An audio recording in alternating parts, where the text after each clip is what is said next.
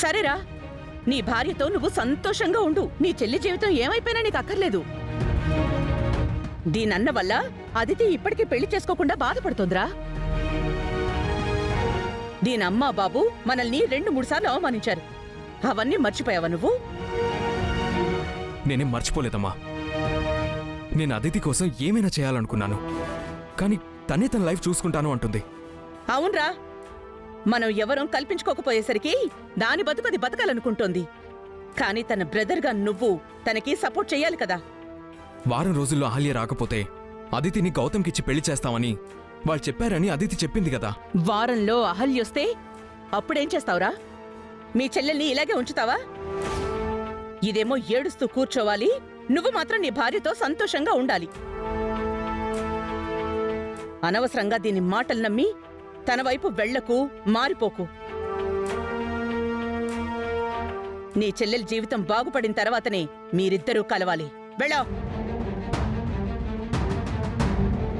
Ma'am, మర్యాదగా లోపలికి వెళ్ళు.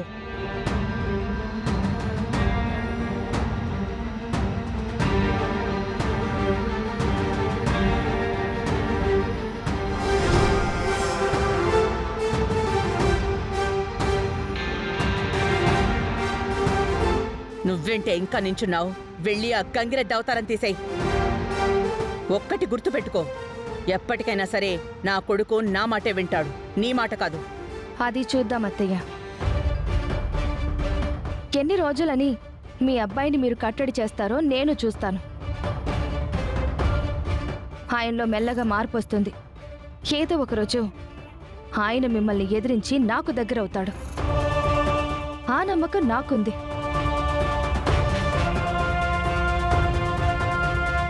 ఏంటి బేబీ ఇది?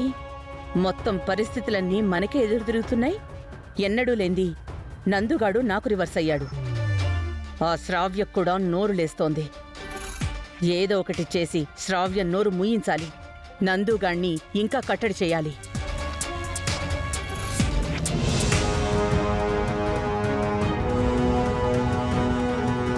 ఎవరతను? అతను ఎవరు సార్?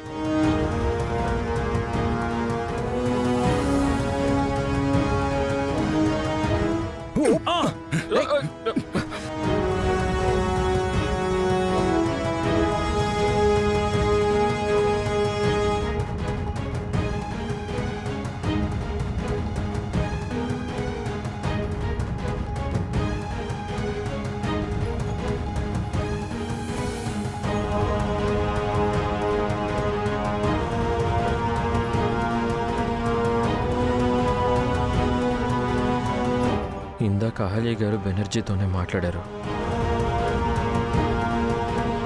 కానీ అహల్య ఆ విషయం నా దగ్గర ఎందుకు దాచారు? తను అసలు ఎందుకు భయపడుతుంది? వాడు కావాలని అహల్య గారిని టార్గెట్ చేసి తన ఇంట్లో పెట్టుకున్నాడు.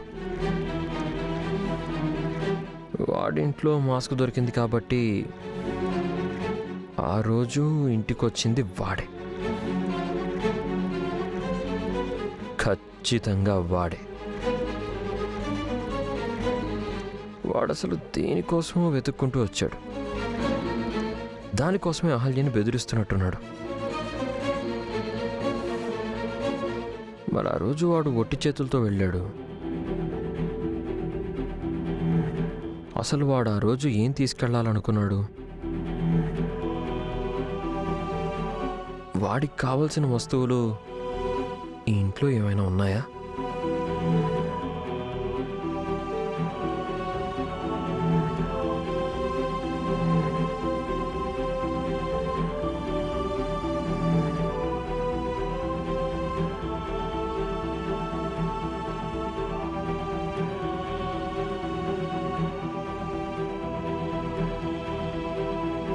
వాడు ఆ రోజు స్టోర్ రూమ్లోకి వెళ్ళాడు.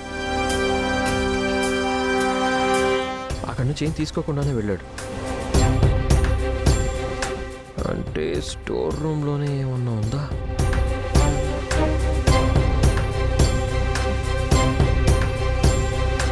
ఒకసారి స్టోర్ రూమ్లో బాక్స్ లాంటిది కనిపించింది. దాన్ని వేరే చోట పెట్టాను. ఇంతకీ ఆ బాక్స్లో ఏముంది?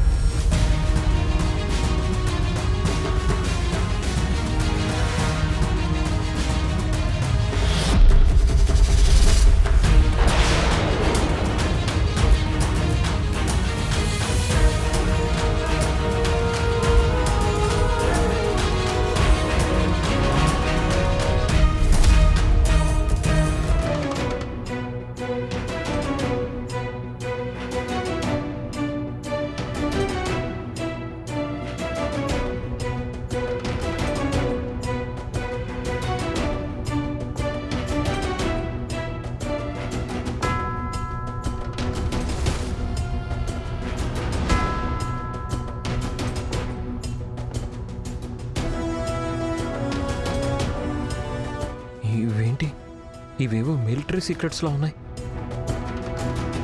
అసలు ఈ పెన్ డ్రైవ్లో ఏముంది?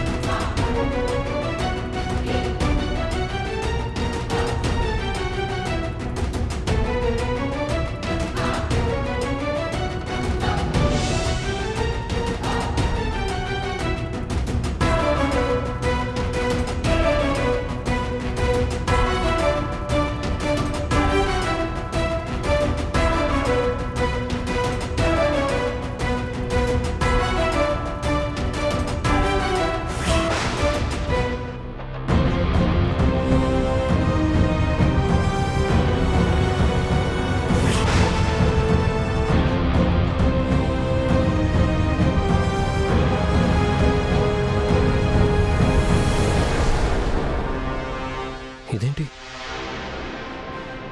మొత్తం మిలిటరీ ఇన్ఫర్మేషన్ అంతా ఉంది.